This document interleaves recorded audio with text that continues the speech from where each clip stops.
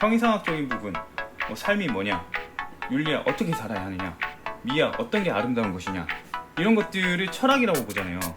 그러니까 마치 철학이 학문으로 여겨지게 되는데, 이거는 좀 잘못되었다. 안녕하세요. 취미로 철학하는 남자입니다. 이번에는 저번에 철학이 무엇인지에 대해서 이야기를 했었는데, 그거에 대해서 좀 더 간단하고 그리고 놓쳤던 부분, 안 했던 부분을 좀 더 이야기를 해볼까 해요. 그래서 이제 빨리빨리 이야기 한번 진행을 해보도록 하겠습니다. 철학이라는 단어는요, 원래는 희철학이었습니다. 희철학에서 이 희자는 바라다 이고요, 철자는 밝다라는 의미예요. 밝다라는 의미는 이제 지혜로도 의미가 나타나게 돼요. 파생이 되는 거죠. 바라다는 이제 구하다, 원하다, 이런 의미를 지니게 되는 거고요. 그래서 이제 희철이라는 건 지혜를 바라다, 이런 의미로 볼 수가 있어요. 근데 이 의미는 우리가 기존에 알고 있던 필로소피아의 의미와 같죠. 지혜를 바라다. 그래서 사실 지혜를 구하다, 원하다, 이런 거, 사랑하다, 이거니까요. 그래서 이제 희철이란 표현은 필로소피의 직역어라고 볼 수가 있어요. 직역어. 그래서 이제 원래 철학이란 단어는 이런 의미다, 이렇게 보시면 될 것 같고요. 그래서 희철이란 단어, 희철이란 게 뭐냐라고 본다면은, 이거는 희철이라고 하지 말고, 이 희철은 어차피 필로소피잖아요. 그래서 이제 필로소피가 뭔지에 대해서 다 알아보겠습니다.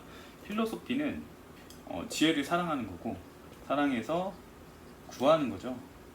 그렇기 때문에 이로 인해서 탐구를 하게 됩니다. 그때 이제 제가 첫 영상에서는 의지라고 표현을 했었는데요. 사실 지혜를 사랑하다, 지혜 사랑은 가치관이에요. 가치관이고, 이 가치관이 의지를 형성하거든요. 근데 제가 이 설명을 안 했더라고요.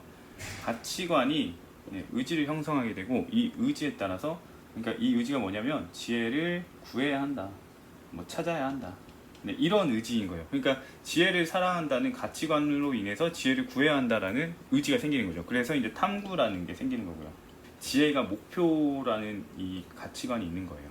그래서 이제 전에 말했다시피 해야 한다, 당위가 성립이 됐던 거고요. 이 부분이 좀 모호하게 이야기가 됐더라고요. 아무튼 이렇게 이제 탐구의 원인이 됩니다.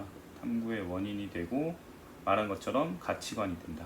지혜는 이제 내가 구할 만한 것이다, 이렇게 접근하게 되는 거고요. 그래서 필로소피는 지혜를 사랑해서 구하는 것이라는 가치관을 이야기합니다. 나는 어떤 것을 사랑한다, 어떤 것을 좋아한다, 이렇게 되는 거고요.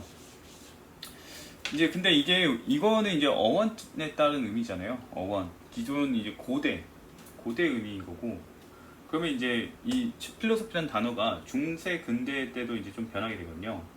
중세 근대 이때를 보면은 필로소피는 이 가치관에 따라서 탐구가 나타나고, 탐구가 나타나면 지식이 나타난단 말이에요.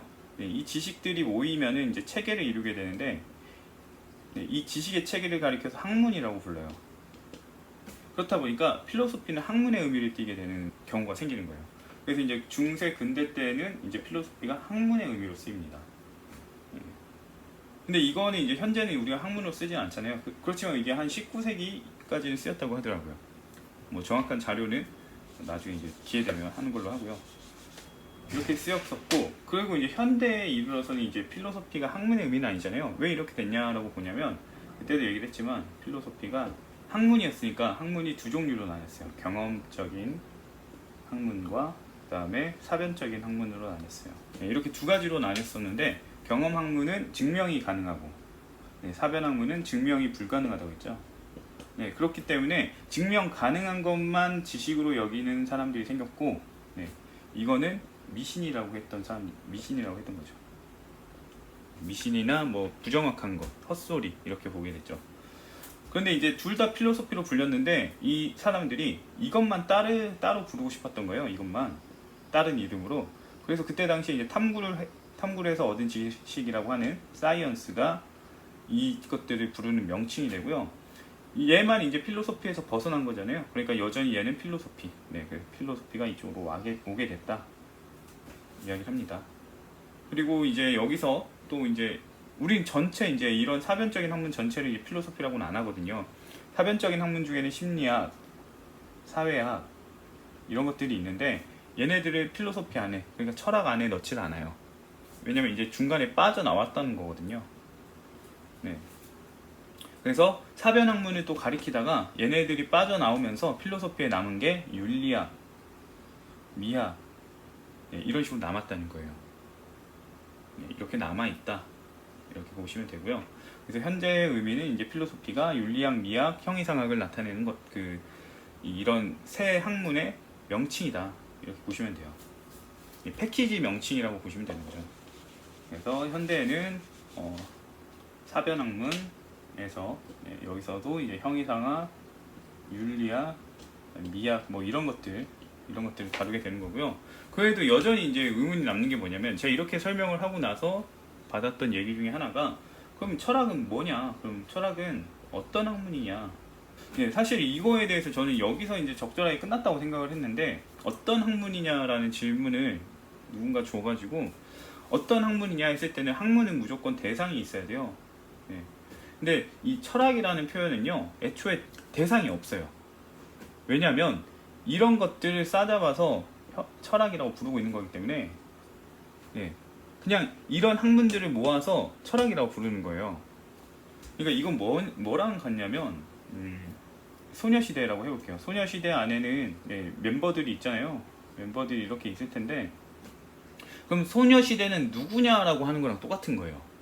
그러니까 이런 사람들이 모여 있는 걸 가리켜서 소녀시대라고 부르는 건데, 지금 소녀시대를 사람으로 취급을 해가지고 얘는 도대체 누구야? 소녀시대는 도대체 누구야?라고 하는 거예요.